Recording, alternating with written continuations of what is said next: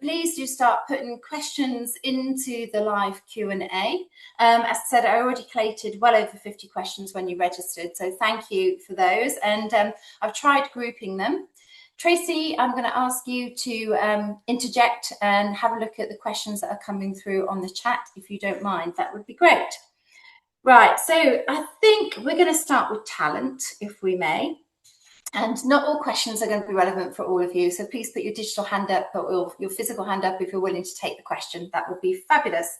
Right, it was really positive that all of you have kind of discussed, you know, what we must have discussed the talent piece and how roles are not going to evaporate. They are going to be augmented by AI and new roles. And obviously, you know, Greg and Natish, you spoke a lot to this, so probably most of the questions will come to you. Is really, yes, sorry, I've just got a cup of tea incoming, which is slightly thrown me. There we go. Thank you. Yeah, is that talent's going to be augmented by AI, which is great. But then I've still got a load of questions. So somebody put a question forward saying that at Davos there was a statement that human coding may cease to exist in 6 to 18 months. Development organisations disagree. Then it's just a whole host of questions about how is it going to change across CX. Questions about what's going to happen to the big five and how consultancy is going to change. And then also a load of questions about how AI is going to change the process of both procurement and sourcing. So those are just some of the questions. I wondered who would like to take that first, as to how are the roles going to change in the industry and what should we be doing to upskill them to ensure that people stay in the roles rather than they just get pushed to one side and new talent takes the new roles that are upcoming. Okay. Thank you, Celia. Greg, I think you were saying something. Go ahead. So I think it's always a really interesting conversation, because something that Greg said or flashed a slide, I don't know if you talked to it, we said treat him like an intern.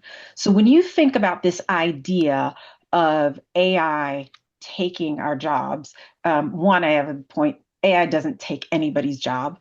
A human being makes a decision around how they want to deploy AI, and they make choices about what happens with the jobs. And if you look at Greg's timeline, there are all kinds of choices that were made along the way where new jobs were created.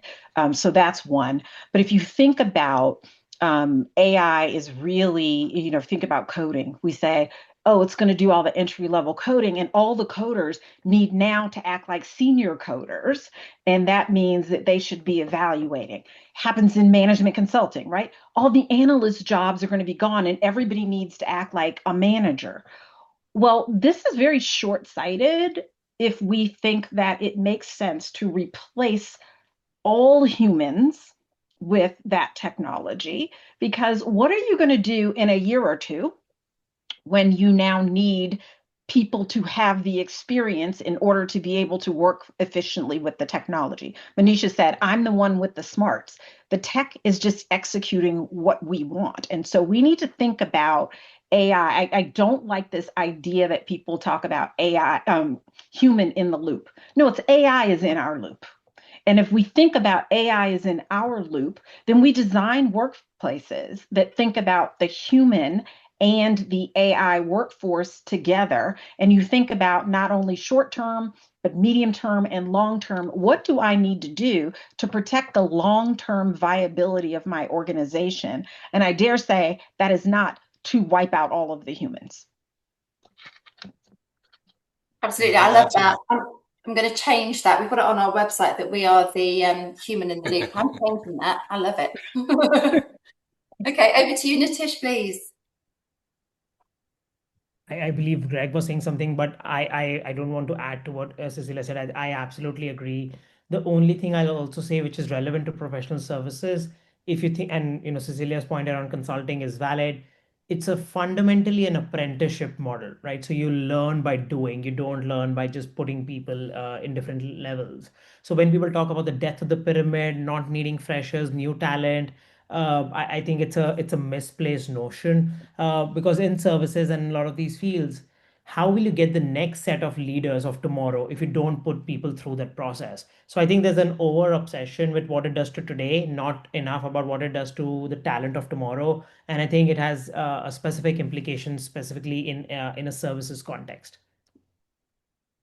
Yeah, to add on to what Cecilia said and Nitesh, there's a pathway to get to where you need to go with your workforce, right? It starts with kind of like what I was talking about, and a lot of you as well, is education. This is what AI is. This is what it isn't. This is because if people are afraid of something and they don't understand it, then they'll resist, and us Americans, we're rebellious creatures. We will sabotage AI projects. There's lots of examples of that. So get people to understand what it is and what it isn't and eliminate that fear. Then there's skills. Okay, these are the tools we're using in our organization. This is why. Get those skills onboarded. And then the third step is like, okay, now we need coaching or we need hands-on advisory. And it's like, how do we get the AI to work for us rather than us working for the AI? And that also is a kind of a derivative of what Cecilia said. Because if we're working for the AI, then that's no good, right? Yeah. That's the path. Education, skills, and then hands-on process. So what would your advice be to the people, professional development, HR departments of really big service providers today on how they can actually ensure that they upskill their talent to be fit for tomorrow? Yeah, I think it's the pathway I just explained: education, skills, and then integration. And I think in there, and Nitesh talked about this, without proprietary high quality data, you're kind of stuck because everybody has the same LLMs to work with and these other tools. So what are you going to do with your data? And actually finding those nuggets of data and figuring out ways to monetize them or use it to save money or make more money, and redesigning your processes into rapid iteration loops. So if we just like do the same processes but apply AI to it, we're just doing the same stuff a little bit faster. That doesn't really have an impact on the organization. And I want to add, one more perspective. If you take that on a national level, not just on an enterprise level, then you look at different, I would say, different layers. Okay, so you have a layer of builders. So those are the people who, your large language model engineers, data scientists, people who are actually, working on, building these models and these systems. Then you have the translators, and these are all the people who are, getting the value out of all these different tools and engines and technology, trying to get a business process around it, trying to get a service out of it, or something like that, getting a real value out of the technology. And then you have users, and these are pretty much the biggest when it comes to, okay, so all, when we think about all the people, the citizens, the students, the business people who are, who will use these tools. So when you approach, and again, from a national perspective, that's what we're trying to do. When you approach capacity building and skilling and reskilling and upskilling, you want to look at these different layers and put investments and resources behind each one of them, because all of them, need to be in tandem, let's say. Yeah, that makes brilliant sense. Thank you. Right, so there's another question which is talent related, but it's also geographically related. So is AI a challenge to increasing unemployment in underdeveloped and developing countries? So is there a geographic play here? So I'd like to come to you first on that, Mahmood, and then over to you, Nitesh. That's okay.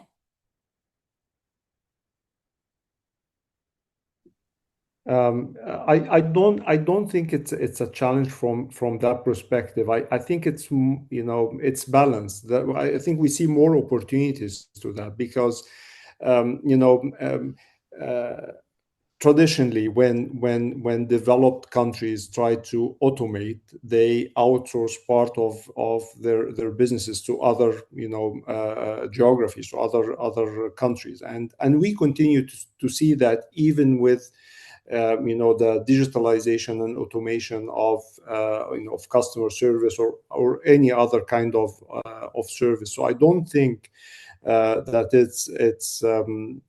it's a challenge from that perspective. It's just more. It requires more. It's faster adaptability. Let's say we have seen technology shifts over the years. I like the timeline that Greg has presented initially, and I lived part of that timeline myself. I graduated at the time where people were asking what do you mean by email. We send fax, and I think some of the new generation, they don't understand what a fax is. So the challenge, I guess, for us is the speed of adoption of this new technology versus older technologies like the internet, the cloud, software as a service, all these kind of technologies that take a little bit of longer time to develop and to adopt. Where in AI we see, in terms of weeks and months, we see massive development taking place. So that challenge, I guess, is coming from a time perspective and a speed perspective rather than from an opportunity perspective. Yep. Very, very interesting points, my Memo. The only thing I will build on, Kerry, to that is if you look at the emerging markets, one of the things we see, it's less about general intelligence and where AI is used to more about applied AI impact, because I think there are some breakthrough use cases that it's being used for there. And if I summarize our thought process on this, what we are seeing is in some of these cases, yes, there are challenges in emerging markets, but they can also leapfrog because they don't have the same legacy that other markets are dealing with. For instance, to my point around applied impact versus general intelligence, we are seeing use cases at the edge around precision agriculture, healthcare access, supply chain optimization, and specific tech sectors. I think on the flip side, the challenge is that there is a big demographic dividend that exists in emerging markets. How do they now upskill or prepare this workforce for the jobs of tomorrow at scale? I think that's where the biggest opportunity as well as the biggest risk is. Absolutely. Thank you for that. Right. Does anybody from the panel got questions on any of this subject? It's not just questions needing to come from me. No, well, if not, we'll move on to the next big set of questions, which is really looking at ROI and then the pricing changes as a result of ROI. So it's just like, has anybody got any real life examples of ROI being delivered through AI, and then the way that the pricing models are actually changed between buyer and service provider as a result? So questions about tokens, changing KPIs. How does that all work? So Nitish, I think this one's going to come naturally to you in the first instance, and Greg wants to come on in, and then I'm sure Cecilia's got something to say as well on this. So perfect. I don't want to hog all the limelight, but I'll give a quick take. I think two things are changing. Maybe let's take a step back. If you look at the nature of IT services, there are two basic equations. You have the input, which is the pyramid, the people, the workforce, and then you have the output, which is the way we contract, and both are changing with AI. So there's a big existential rewriting that's happening. On the output of the contracting, Kerry, I think we're seeing new forms of creative, or what I was calling performance or value-based contracting, emerge. I'm deliberately not using everybody's favorite term, which is outcome-based contracting, because I think there's a lot of confusion around that term in the market. Also, I'd say a lot of clients aren't fully ready for outcome-based contracting because they're still buying with legacy ways. At the same time, I think we're seeing a downward pressure on legacy prices. So if you look at areas like service desk, contact center, Cecilia described this well in her articulation. We are seeing downward pressure on those areas. So where I think pricing will move is twofold. One, I think some of this downward pressure will continue, but I think it will bottom out. However, the new way of framing value, whether it's the nature of contract moving from hours to output to outcome and gain sharing. But the second thing is, I think the composition of pricing is changing. What we are seeing in deals, for instance, is it's not enough to price humans in the deal. We are seeing digital co-worker pricing emerge for agents. It's still very early days. And we are also seeing pricing for assets. So software which can deliver services emerge in these conversations. So I think pricing will be more blended, and I think it will look different in terms of the unit of currency. And I think we're in the first innings of that conversation. Okay, thank you. Over to you, Greg. You're on mute. Hey, Nitesh, thank you for the baseball reference there. This early innings. No, I didn't have anything to add, but I just wanted to say, we work from a model of, how do you prioritize your AI projects? High impact, high frequency, low complexity, low risk. And we work on a 24. This isn't my actual work, but we work on a 24-month recognition period, and we've seen projected returns of about 350%. Nitesh, is that kind of what you've seen as well? Yes, I think varies a little bit by service, but I think we're seeing directional numbers in that ballpark. Yeah, and I think any IT services provider that comes and says we have a 5-year recognition period should be immediately kicked out of the office. Wow, that's fascinating. Cecilia. Yeah, so I think that we really have to get into the mindset that AI is transforming the industry. And so, as Nitish said, you cannot keep using the existing pricing models. And I did see a question that somebody put in the Q&A that said, why is connecting this to business value different than when it was cloud or some of the other technologies? And I think the biggest difference is because it's a business driver. And the business is involved. And so I actually have an opportunity to sit on both sides of this. We have a large consulting practice, which that's how I know Nitish, because the Everest Group Consulting is now part of Wavestone, right? And so my sourcing colleagues are finding that the BPO providers and everybody using that model are having a harder time thinking about how to connect it to business value because they're stuck with the existing model. It's all FTE based. They're using the old-fashioned outcomes models and really struggling to figure out what the role is. And largely it's because people are thinking about AI as really a way to drive costs down. So it's the next version of arbitrage, right? You had labor arbitrage, now you got more of a tech arbitrage. And if that's all you do, it's very problematic. But I also sit on the management consulting side and work with large enterprises who are trying to figure these things out. And so we work with the sales organizations, the HR organizations. I do a lot of pharma work where I'm working with a lot of pharma companies, and the business is saying, here is my use case. So it is very easy to connect this to an ROI. This is my use case. I need to accelerate my time to market. Think with me about where in my workflow, in that value chain, I can leverage technology to speed up my time to market.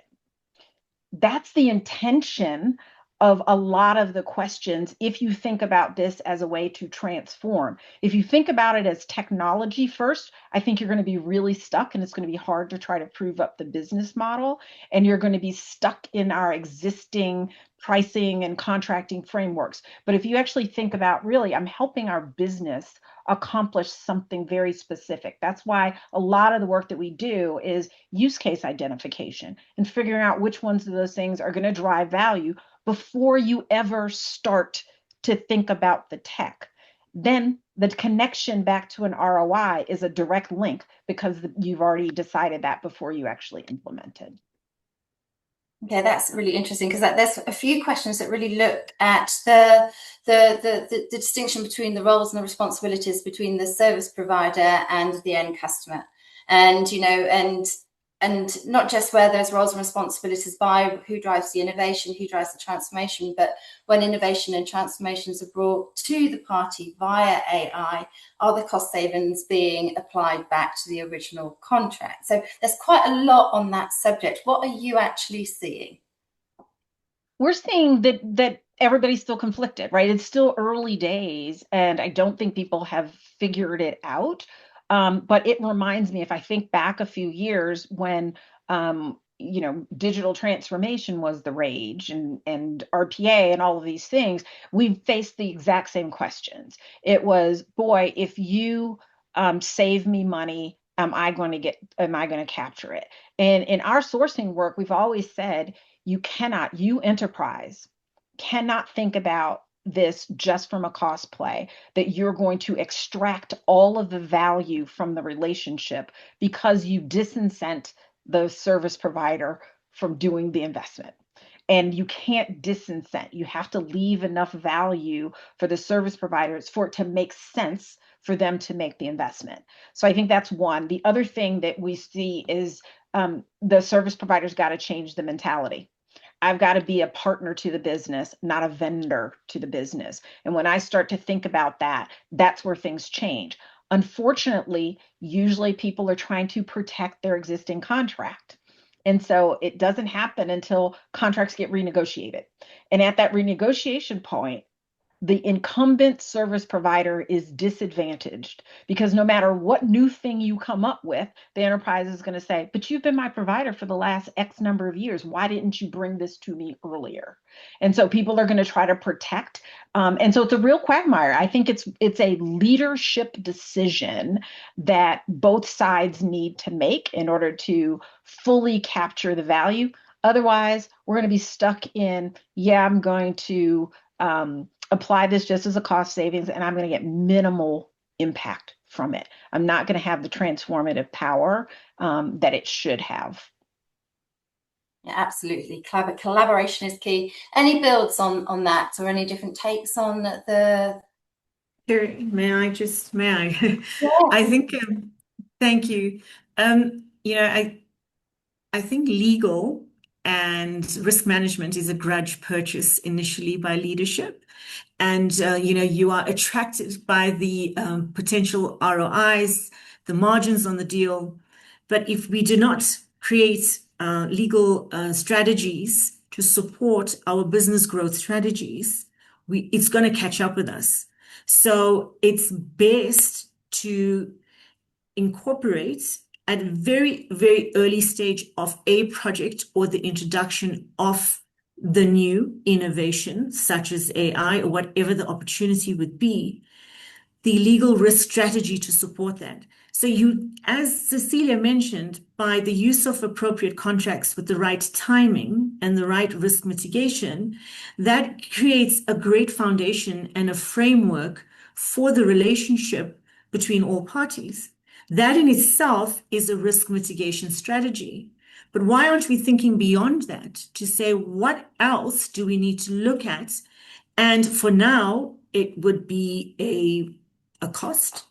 But over time, if we neglect it, the cost in terms of reputational loss, such as a major company, consulting companies like Deloitte, who would not verify reports that are submitted to large state-owned enterprises, over time, if we do not embed those type of correct behaviors, we could be faced with financial losses as well.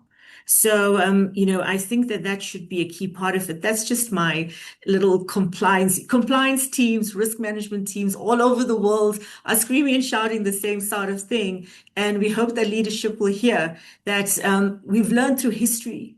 Why not implement and take proactive steps rather than recovering and recoverable steps at that point in time where the costs are much higher. Right, I've got one interesting and kind of related question, and it's probably for you, Manisha, actually. And then Tracy, I'm going to hand over to you to take the questions from the floor. So is there a need for an independent audit of large transformational programs to keep teams honest, where they can change with AI and do less with more? So I guess that question could be broadened out. Do we need to create different frameworks, different audit requirements? Yeah. Absolutely not. So the best part of, risk arrives in different shapes and forms every 10 years, whether it was COVID, whether it's artificial intelligence, with social media, whether it is a certain trend, a certain behavior, a credit crunch, an uprise of a certain movement, wherever it may be. Organizations already have an infrastructure in place. So we've got to adapt. We've got a lot of the frameworks, like the ISO 42001. It's interoperable, which means it can be used within the various. So you've got cybersecurity frameworks in place. You definitely have a multitude of IT frameworks already in place. Nitesh knows of all of them. There's no need to go and create anything brand new. But what we do need is to acknowledge that the risk looks a little bit different. Therefore, the harm that's coming our way could potentially, look in a different way, and we may not see it coming. So we've got to identify it. We've got to understand how does it fit within our environment. So context is very, very important. Mapping out what that need would be, what sort of risk mitigation is required, and then scope that and then implement it based on the existing systems that we have in place. But there is no doubt a need to respond. And if you're responding, maybe it's too late. As it arrives, let's co-create a curative measure then, a preventative measure rather than curative. Is everybody in agreement with that? Or, could have a bit of controversy and somebody go, no, we definitely need to bring independent auditors in? No, I think this is a mutual admiration club, but not to spoil that further. But I'd agree with Monisha. I think the way I would extend this is I think you'll also likely to see maybe new services emerge, and this is my point on the new economic value around, for instance, AI assurance. I think the fact that somebody needs to now either underwrite or assure what AI does, I don't think we are there yet, but we are starting to see things, and I'm sure Monisha is closer to this around indemnity clauses and how are you protected and so on. And I think that will lead to maybe a new class of services which either the audit firms, even the consulting firms, and some of them are starting to think about this, which again is my point around expanding some of this market, not necessarily subtracting for it. Okay, thank you. Right, Tracy, over to you. I've not read the questions in the chat. Hopefully there's some good ones in there. Yep, no, there are. And thanks very much to our panelists because they've clearly been keeping an eye. So some of them have already been responded to. But Natasha, I'm going to pass this one over to you. And Greg, maybe you want to add in. Natasha, you actually already responded. So Jack Madrid offered the question of how relevant will experience be when the new work types emerge? Seems that that experienced people are also more likely to resist change. So wouldn't highly talented, inexperienced people have an advantage? And Natasha, I know you've responded, so maybe for the community to hear your response and then pass over to Greg as well. Absolutely, Tracy. I won't read my words, but I'll just summarize this and also add one point around unlearning. And I think it's a great question from Jack. I think it's going to be the biggest question of our times, given the people impact of services and AI. I think technically inexperienced or people highly talented, motivated, driven AI native should have an advantage. We are starting to see some counterintuitive data. However, what we're seeing is there's a sweet spot of experience where you need to know what you're looking for from these models to be able to judge whether they're right or wrong. So I think you need some experience. You don't need all of that experience to make that call. But I think what we're also seeing is the point around adaptability or AQ that I make in the chat. This point around unlearning. So to give you a more practical example for the community, I was with a large Fortune 500 CIO a few weeks ago, and his main point was now what I'm doing is when we get a new batch of either graduates from uni and otherwise, I am trying to spend at least 4 to 5 hours every week with them to learn how they learn. Because the playbooks that I've used to learn till now are not going to be the playbooks that will help us survive. And I need to have AI literacy. So I think experience still counts. I think there's a sweet spot at which it counts. I think beyond that, you need adaptability. But this point around unlearning, as we think about the jobs to be done, is a critical thing which applies to all levels. And AI literacy at the board and the leadership level is a big determinant of how quickly an organization is scaling. Thank you, Nitish. And I think maybe just sticking on this, and actually Mahmoud and Greg, maybe you want to add into this, just given the work that's been done in Egypt and the work that you're doing across Africa, Greg, but adding on to what the question was and what Natasha said, but equally the question keeps coming up, what are the specific set of skills that are going to be required in the new world that we're emerging into? I would say domain experience in if you're in manufacturing, or if you're in banking, or if you're in tech, and coupled with that, so I'm just kind of losing my train of thought here. What's the question again? The specific skills to kind of transfer into this new world to be successful and viable into the new world of AI, Gen AI. I think for us oldies, I think it's, domain experience is really everything. How else can we make the judgments? But that said, like even Chamath from the All In podcast said the other day, is like, we need to spend as much time with young people as we can, because they don't have the domain experience, but there are also AI natives, and they grew up with a different way of thinking, and they're the future. Yeah, thanks, Chris. And Mahmoud, I mean, just given all the work that you've been doing in Egypt and the content that you've been creating, you've obviously given a lot of thought to this. So if we're not looking at it from an older generation's perspective on how to remain relevant, what are the specific skills specifically for the global business services sector that we should be offering through to our young up and coming capable talent? Yeah, I think what was mentioned by Nitesh and Greg, and I agree. I tend to agree a lot on the fact that we will need more of vertical expertise in domains, because at the end of the day, we will still need healthcare services, banking services, all different types of vertical knowledge. But at the same time, you need to augment that with digital skills, and I keep the term digital skills. I don't want to make it pure AI, because AI has been there for many years. Just had different forms, and the form that we have today is a form of a generative AI that can talk to you. But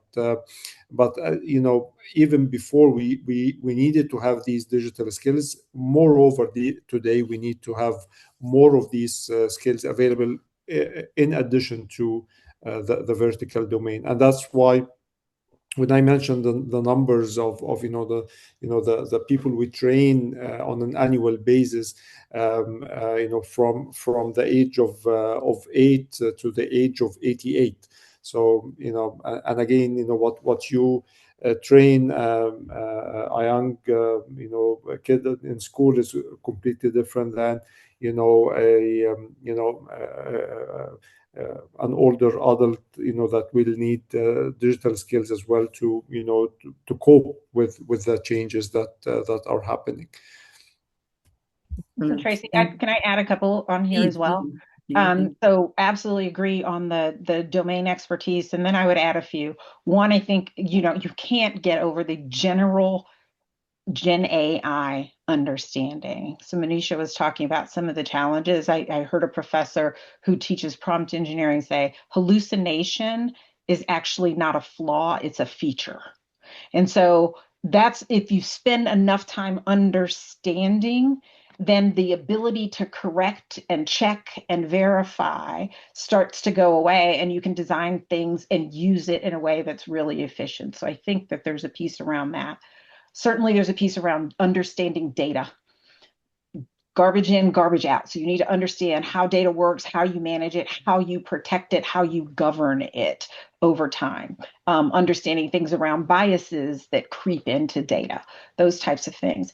And then I think, and Nitish, I think I'm just going down your PTSD, then because you then need to understand business process reengineering for all intents and purposes. Go back to that era. We have to rethink the processes that we're using. And so having a really good understanding of how you do process engineering is extremely valuable. It might be more of a short-term fix, but we've got a long way where these enterprises have to go through a significant transformation. And over the next 10 years or so, we're going to need to be rethinking and reimagining business processes. And so I think that is probably going to be another skill, kind of layering on top of all of those tech skills that is going to be needed.